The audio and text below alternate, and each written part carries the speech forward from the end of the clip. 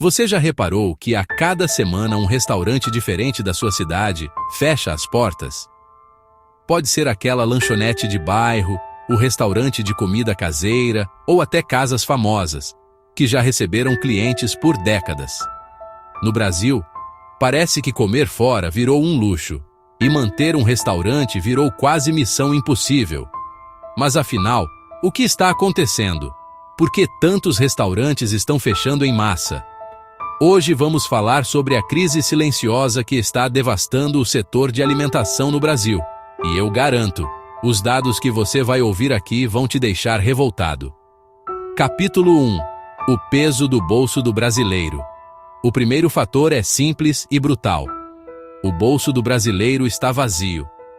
Segundo o IBGE, mais de 70% das famílias estão endividadas. Com inflação alta nos alimentos e salários defasados, o brasileiro corta onde consegue. E comer fora é uma das primeiras coisas a sair do orçamento. Um prato executivo que custava 20 antes da pandemia, hoje facilmente passa de 35 ou até 40 em capitais. Isso significa que uma família de 4 pessoas gasta em um almoço simples o equivalente a mais de 150 Para milhões de brasileiros, isso é simplesmente inviável. Resultado: restaurantes ficam vazios, enquanto aplicativos de entrega ainda conseguem girar algum movimento. Mas mesmo nesses apps, os preços e taxas afastam clientes. Capítulo 2. O custo insustentável de manter um restaurante. Se para o cliente já é caro, imagina para o dono. O setor de alimentação no Brasil enfrenta um custo fixo altíssimo. Aluguel de ponto comercial disparou, especialmente em regiões centrais. A conta de energia elétrica aumentou mais de 20% nos últimos anos. O gás de cozinha, essencial para cozinhas industriais, passou de 50 reais para mais de 120 reais em alguns estados. E os ingredientes? O preço do arroz, do feijão, da carne, do óleo, todos dispararam com a inflação. No Brasil, o setor de alimentação paga cerca de 33% de impostos sobre o faturamento. Ou seja, para cada 10 vendidos, 3 vão direto para o governo. E aí fica a polêmica. Se o brasileiro paga caro para comer e o dono paga caro para manter o negócio, quem é que realmente está lucrando nessa história? Spoiler: não é o consumidor, nem o pequeno empresário. Se para o cliente já é caro, imagina para o dono. O setor enfrenta um custo fixo altíssimo, e quando as vendas caem, os custos continuam lá. Aluguel de ponto comercial disparou, especialmente em regiões centrais. A conta de energia elétrica aumentou mais de 20% nos últimos anos. E o gás de cozinha passou de 50 reais para mais de 120 reais em alguns estados. Os preços dos ingredientes básicos subiram dramaticamente. Isso corrói as margens e obriga cortes de qualidade ou aumento de preços. E não para por aí. Ainda tem impostos sufocando. Ou seja, para cada 10 alhos vendidos, 3 alhos vão direto para o governo. Se o brasileiro paga caro para comer e o dono paga caro para manter o negócio, quem é que realmente está lucrando nessa história? Spoiler: não é o consumidor, nem o pequeno empresário. Muitos donos dizem que mal cobrem os custos fixos e que qualquer choque externo pode ser o fim. E quando o faturamento não dá para pagar aluguel, contas e fornecedores, fecha-se a porta. Alguns optam por reduzir porções ou trocar ingredientes, o que afeta a qualidade. Resultado: queda na satisfação e menos retorno de clientes. Capítulo 3. O efeito iFood e a escravidão digital. Outro fator que mudou completamente o jogo foi a chegada dos aplicativos de entrega, como iFood, Rappi e Uber Eats. Eles vendem a promessa de salvar restaurantes, mas a realidade é outra. As taxas cobradas podem passar de 27% por pedido. Muitos restaurantes entram no app apenas para não perder clientes, mas acabam virando reféns. O consumidor paga caro, o dono do restaurante recebe pouco. E quem lucra de verdade é a plataforma. Muitos donos já chamam isso de escravidão digital do setor de alimentação. E isso cria um paradoxo cruel. Se o restaurante sai do app, perde visibilidade e clientes. Se fica, trabalha quase de graça. Capítulo 4. A burocracia que sufoca. No Brasil, abrir e manter um restaurante exige mais papelada do que cozinhar. Licença da Vigilância Sanitária, alvará de funcionamento, vistoria do Corpo de Bombeiros, registro de funcionários, impostos sobre impostos. Enquanto isso, em países como o Equador, abrir um pequeno restaurante pode levar semanas. Aqui, pode levar anos e custar dezenas de milhares de reais antes mesmo de servir o primeiro prato. Não é à toa que muitos acabam fechando ou optam pela informalidade, vendendo marmita de casa sem registro.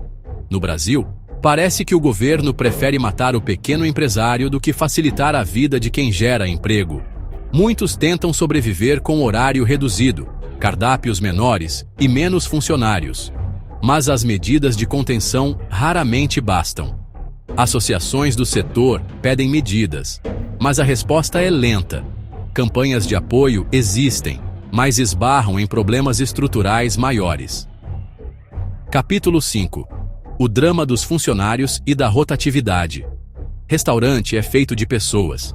Mas aqui está outro problema. A rotatividade absurda de funcionários.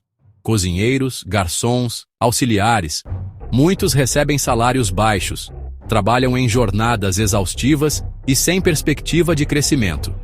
Segundo dados do setor, o índice de rotatividade no ramo de alimentação passa de 60% ao ano. Isso significa que mais da metade da equipe muda dentro de um único ano. Resultado: queda na qualidade, insegurança para o dono e experiência ruim para o cliente. E não adianta dizer que é só pagar mais. O restaurante já mal consegue pagar as contas, imagina aumentar salários sem repassar ao cliente? É um ciclo vicioso. Capítulo 5. O drama dos funcionários e da rotatividade. Restaurante é feito de pessoas. Mas aqui está outro problema: a rotatividade absurda de funcionários. Segundo dados do setor, o índice de rotatividade no ramo de alimentação passa de 60% ao ano. Isso significa que mais da metade da equipe muda dentro de um único ano. Resultado: queda na qualidade, insegurança para o dono e experiência ruim para o cliente. E não adianta dizer que é só pagar mais. O restaurante já mal consegue pagar as contas, imagina aumentar salários sem repassar ao cliente? É um ciclo vicioso. Capítulo 6. Mudança de comportamento do consumidor. Outro ponto importante: o brasileiro mudou a forma de consumir comida. Hoje, muita gente prefere pedir delivery, comprar pronto no mercado ou até cozinhar em casa. De acordo com pesquisas, o consumo de refeições fora de casa caiu mais de 25% desde 2015. E essa queda foi acelerada pela pandemia. Quem aprendeu a cozinhar em casa, muitas vezes não voltou ao restaurante. Além disso, novas gerações priorizam comida rápida, barata e saudável. E nem sempre restaurantes tradicionais conseguem acompanhar essa tendência. Restaurantes precisam inovar, mas nem todos têm capital ou know-how para isso.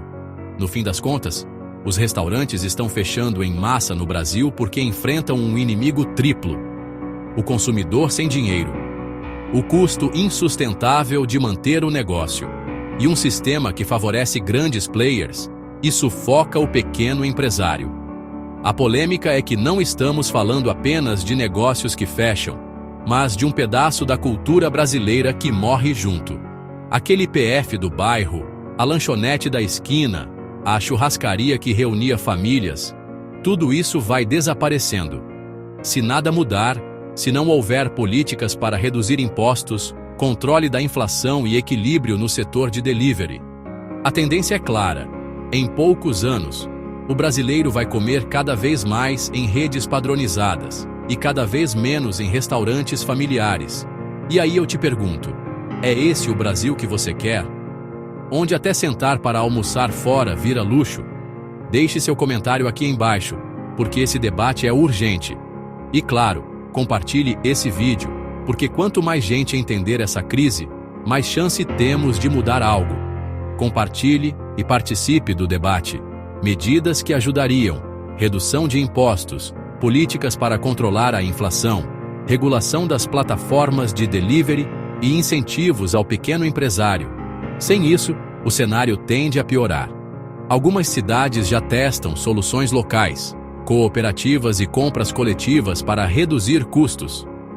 Essas iniciativas mostram que há alternativas quando a comunidade se organiza.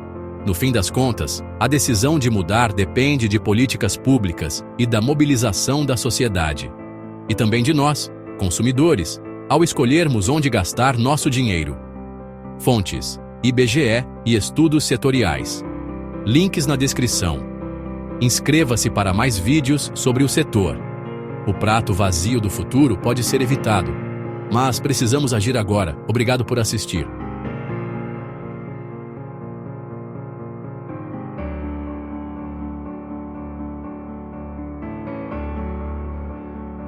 Qual é a sua experiência? Conte para a gente nos comentários. Se mais pessoas souberem, podemos lutar por mudanças. Até o próximo vídeo.